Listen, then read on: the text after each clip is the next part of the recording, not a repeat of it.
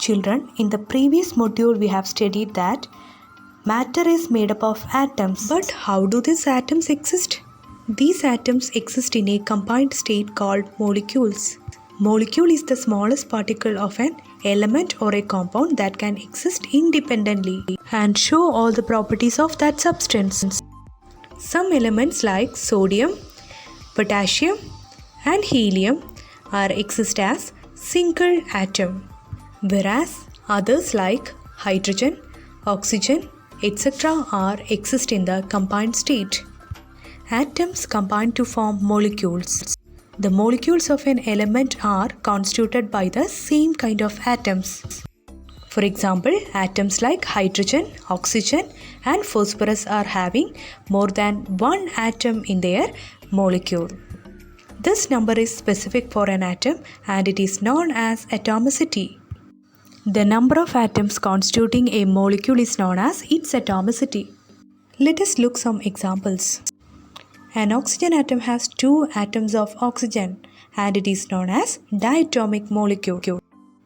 Hydrogen, chlorine, nitrogen, etc. are also exist as diatomic molecule. Elements like phosphorus and sulfur has more than 4 atoms in their molecule, so it is known as polyatomic molecule.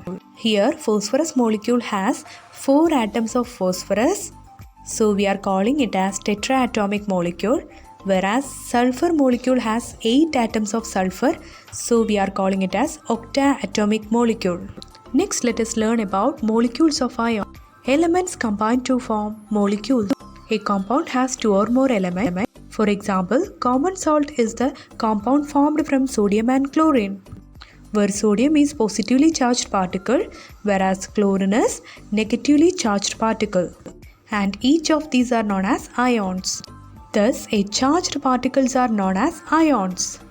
The positively charged particles are known as cations, whereas negatively charged particles are known as anions. So the compounds like sodium chloride, sodium fluoride, calcium oxide, potassium oxide, magnesium chloride, magnesium nitride, potassium nitrate, etc. are the examples of ionic compounds.